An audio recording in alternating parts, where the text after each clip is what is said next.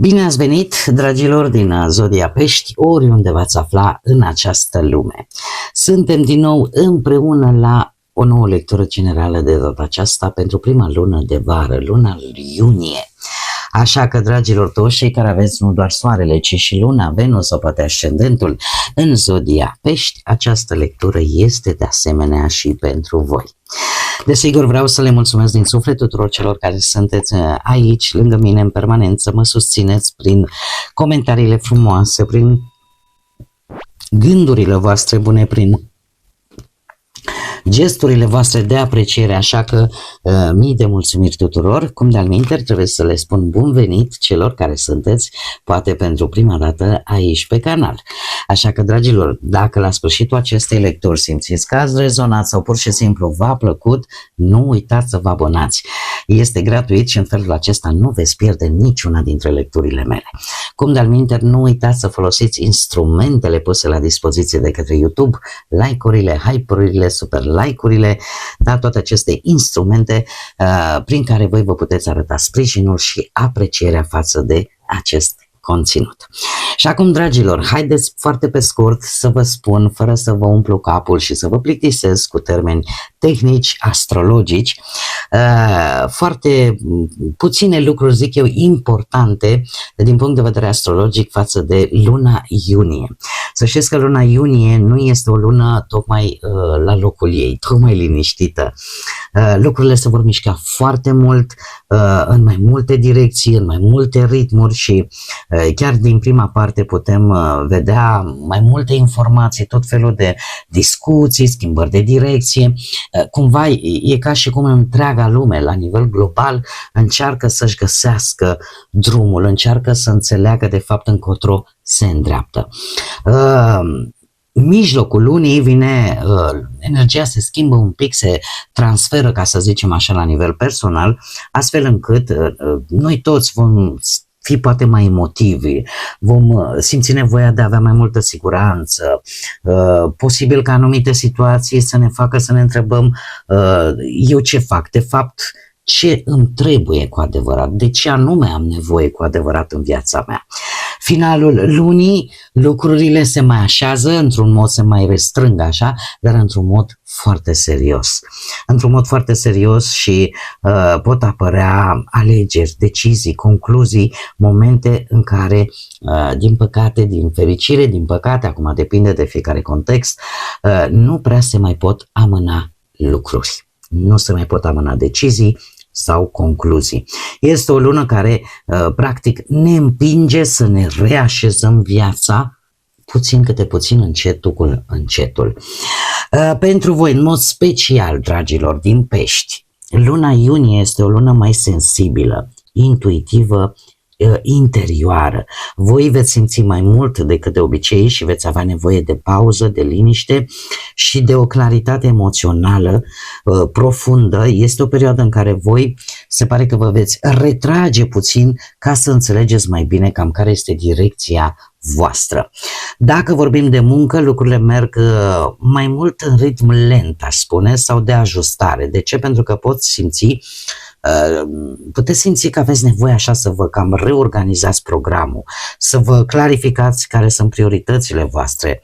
Nu este o lună de forțare, ci mai mult de a te adapta și de a fi atent un pic mai mult la detalii în ceea ce privește munca. Dacă vorbim de bănuți, este o perioadă în care de asemenea este bine să fiți atenți la cheltuieli, la tot felul de promisiuni, mai ales care nu sunt atât de transparente, da? Pentru că pot apărea neclarități, fluctuații, cumva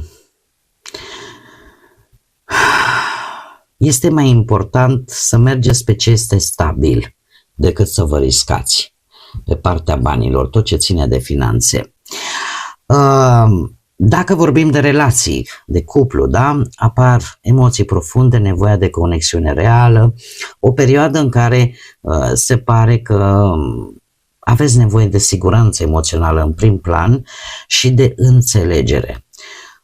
Că pot apărea discuții sensibile, dar de asemenea pot apărea și momente de apropiere sinceră între voi și partenerii voștri. Cei care sunteți singuri, la voi poate apărea o conexiune emoțională foarte puternică sau niște persoane din trecut. O persoană din trecut e o lună în care intuiția pentru voi va juca un rol foarte important. Așa că este bine să nu idealizați prea mult situațiile sau persoanele noi.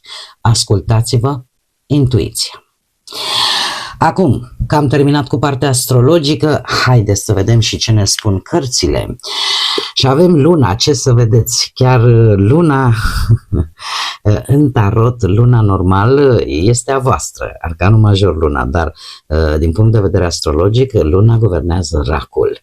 Dar, mă rog, schimbări în viața voastră, încă din prima săptămână vor apărea niște schimbări la care nu, probabil că nici nu vă așteptați. Cea de-a doua săptămână vine cu cineva care are un comportament care vă deranjează, un comportament prostesc, a spune, dă mult din gură, este enervant, vă disturbă, nu vă place, vă deranjează. Cea de-a treia săptămână vine cu anumite forțe care se pare că vor lucra împotriva voastră. Anumite energii care nu prea vă vor foarte tare binele și la care voi va trebui să fiți atenți. Cea de-a patra săptămână, în schimb, se pare că nici nu vor reuși, pentru că în a patra săptămână avem un succes asigurat, tocmai datorită unui bun plan și unei munci asidue, unei munci continue. Veți avea un succes. Haideți să vedem acum și care este energia generală pentru voi, dragilor din Pești, pentru luna iunie. Ia să vedem energia, dragilor mei, din Pești.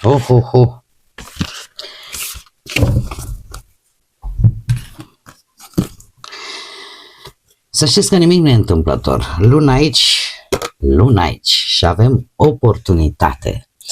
Dragilor, energia voastră pentru această lună iunie vine cu o perioadă în care vor apărea oportunități, vor apărea forme de abundență în viața voastră, însă acestea pot veni în valuri, nu neapărat într-un flux constant.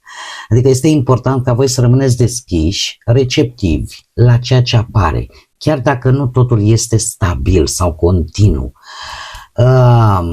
Să fiți recunoscători pentru ceea ce primiți în prezent, pentru că asta poate amplifica abundența și poate amplifica și acele experiențe pozitive care vin în viața voastră, iar felul în care voi răspundeți la acestea va influența dezvoltarea lor în continuare. Deci oportunități vor veni, nu vor fi, cum să spun eu, constante. Dacă nu le prindeți atunci când ele vin, pot dispărea și apărea după. Dar important și cel mai important este acela că voi trebuie să, cum să spun eu, să nu vă îngropați în energie negativă, să fiți recunoscători și să vă păstrați energia pozitivă, pentru că asta poate amplifica toate aceste șanse, experiențe pozitive.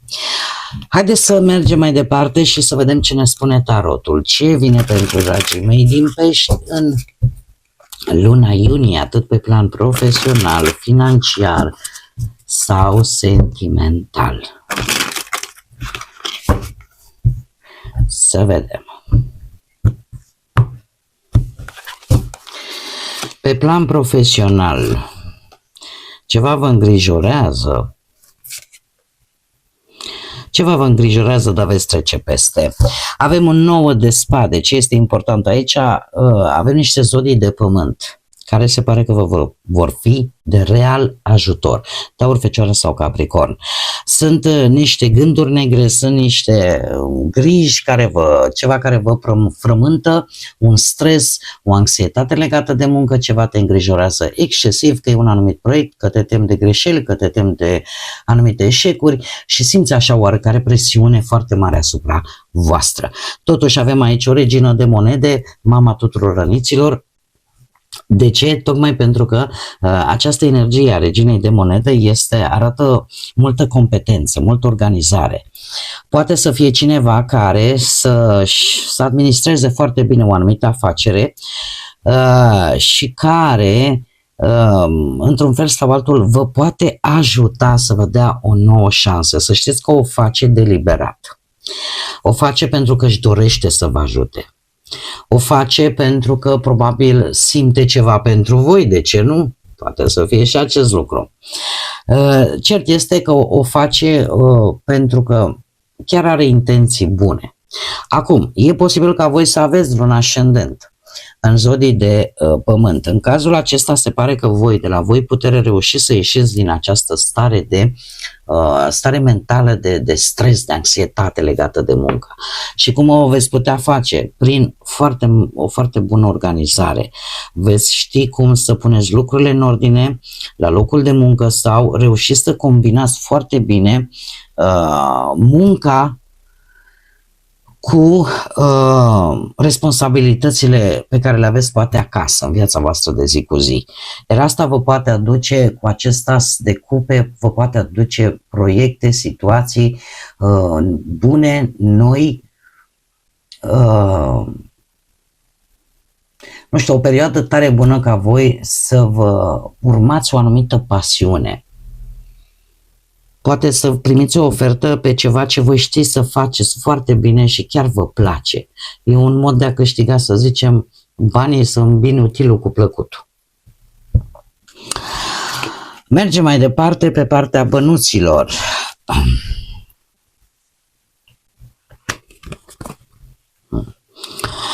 Pe partea bănuților avem Marele Preot, zodia Taur, încă o dată apare o zodie de pământ.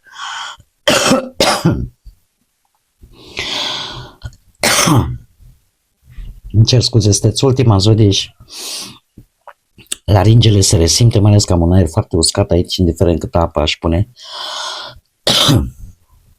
Îmi cer scuze.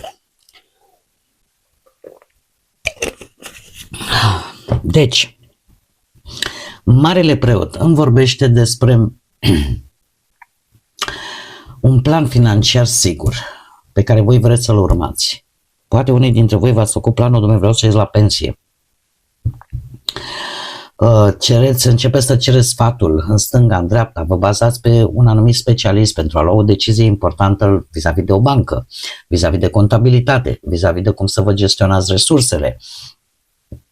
Există totuși o consultare cu cineva, să zicem, în domeniu, sau cereți sfatul cuiva care chiar se pricepe la partea asta a finanțelor.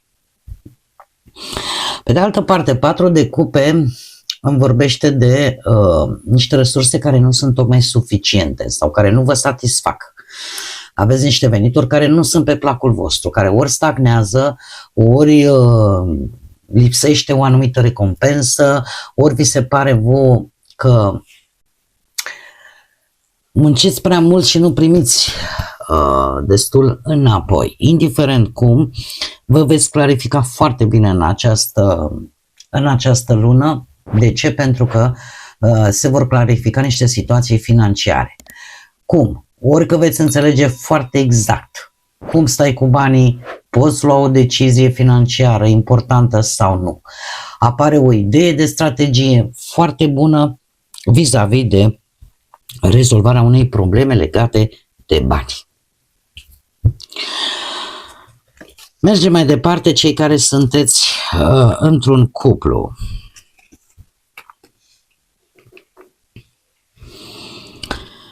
Interesant aici.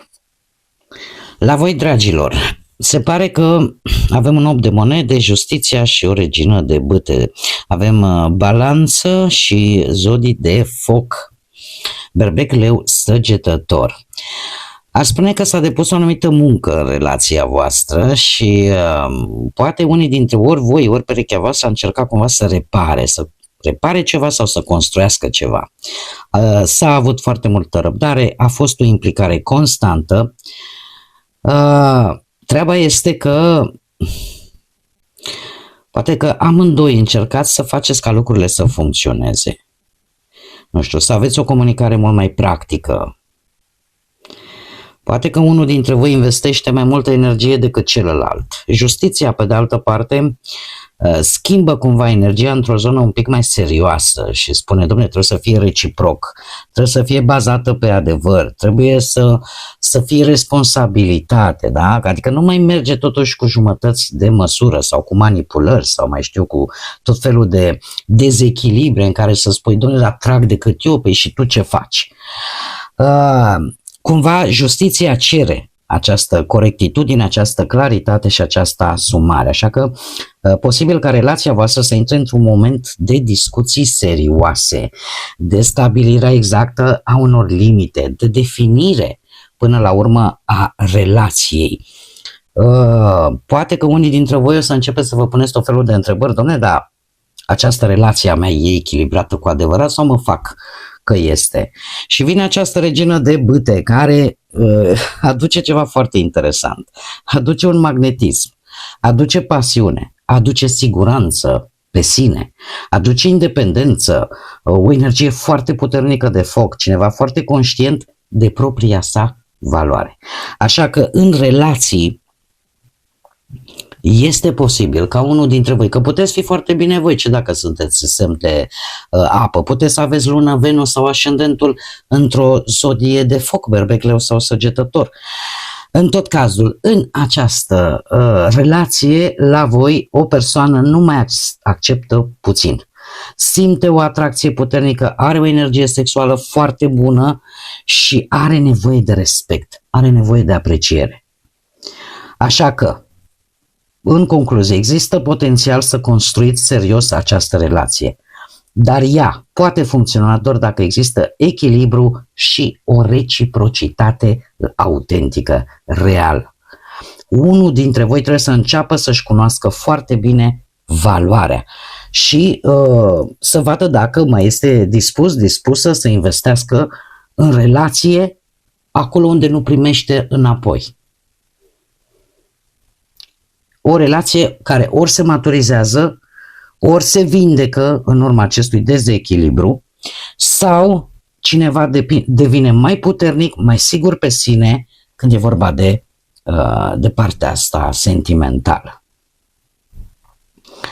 Așa că nu este neapărat o energie de despărțire, nu trebuie să vă speriați, eu văd mai degrabă o relație care cere maturitate, care cere claritate și care cere respect reciproc. Mergem mai departe pentru cei care sunteți singuri. La voi, dragilor, avem un 4 de bâte, rege de bâte și arcanul major moarte. Avem zodia, încă o dată se repetă zodiile de foc, berbec, leu săgetător cu regele de bâte, dar și zodia scorpion. La voi, dragilor, aș spune că energia la voi este într-adevăr destul de puternică și foarte transformatoare, dar nu este neapărat o energie în care stagnați, în care sunteți triști sau în care rămâneți singuri, ci din contră. Aș spune că e o perioadă în care ceva important se schimbă, în modul în care voi trăiți iubirea, voi vedeți cam cum stă treaba pe partea asta a sentimentelor. Poate că veți avea o întâlnire cu cineva foarte, cum să spun eu, foarte atractiv. Există o apropiere, există posibilitatea unei relații, există chiar și un sentiment de compatibilitate între voi, da? Este o energie constructivă. Iar pentru voi lucrul ăsta poate să arate că veți cunoaște pe cineva într-un context social, dat fiind că avem și acest 4 de bâte, un eveniment, nu știu, o reuniune. Sau pur și simplu apare o persoană cu care voi simțiți, aveți acea senzație de ca și cum mai fi la tine acasă. De zici de parcă o cunoști de o viață întreagă. Acest rege de bâte aduce atracție puternică, magnetism, pasiune, inițiativă. E o persoană foarte sigură pe ea. Orică vorbim de o persoană de foc sau vorbim, poate voi aveți, cine știe, lună, Venus sau ascendentul și voi sunteți într-o energie foarte carismatică, foarte activi, foarte dominanți. Da? Și luați atitudine și luați și acțiune. De ce? Pentru că aveți un interes clar. și chiar veți flirta, ca să zicem așa, veți începe ceva. Moartea, în schimb, este cheia, de fapt, pentru voi în această perioadă. De ce? Pentru că din punct de vedere sentimental, voi cei singuri nu neapărat veți pierde, ci pur și simplu închideți în sfârșit un ciclu vechi, un ciclu de singurătate, începe să vă transformați, începe să vă desprindeți de trecut și să schimbați poate felul în care voi înțelegeți iubirea, felul în care voi iubiți. Aș spune că intrați într-o etapă complet nouă din punct de vedere sentimental, că există șanse reale de a intra într-o relație, într-o conexiune importantă, dar, desigur, trebuie să lăsați în urmă un vechi tipar, un vechi obicei, o fostă relație sau o versiune mai veche a propriei voastre persoane. E posibil să nu mai acceptați relații de-astea superficiale, chiar dacă sunteți atrași de tot felul de conexiuni din trecut, important este că voi intrați într-o conexiune care schimbă complet dinamica vieții voastre sentimentale. Și acum, haideți să vedem care este mesajul spiritual pentru voi, dragilor, din Pești, pentru această lună iunie. Care este mesajul pentru dragii mei din Pești în luna iunie? Și avem așa: acceptă unde ești în acest moment. Odată cu această acceptare, în sfârșit poți să te miști înainte. Fii limpede vis-a-vis de intențiile tale. Asta îți va ușura, ne va ușura atât nouă cât și Universului să te ajutăm să-ți deschidem acele uși într-un mod neașteptat.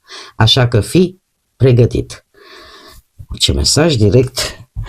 Deci, dragilor, nu gândiți că dacă în acest moment lucrurile sunt un pic mai negative, mai neplăcute, acceptați-le. Pentru că odată acceptate, de fapt, gândul, mintea voastră, sufletul vostru va înțelege că trebuie să schimbe ceva și să meargă înainte. Odată cu acest lucru,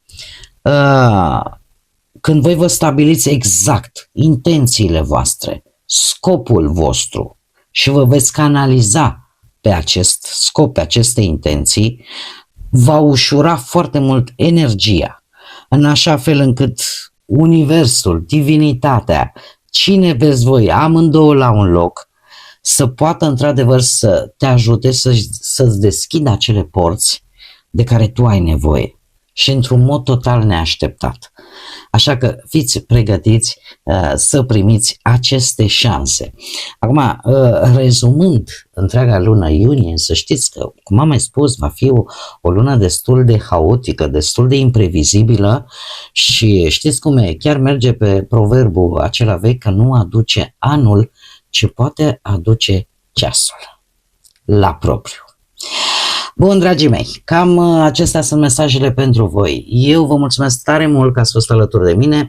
Până data viitoare, când ne vom reîntâlni cu siguranță la lecturile săptămânale, din partea mea tot binele din lume și desigur nu uitați, suflete frumoase, să zburați înalt, să gândiți înalt și să lăsați ca pacea, liniștea, credința și iubirea să vă însoțească la fiecare pas.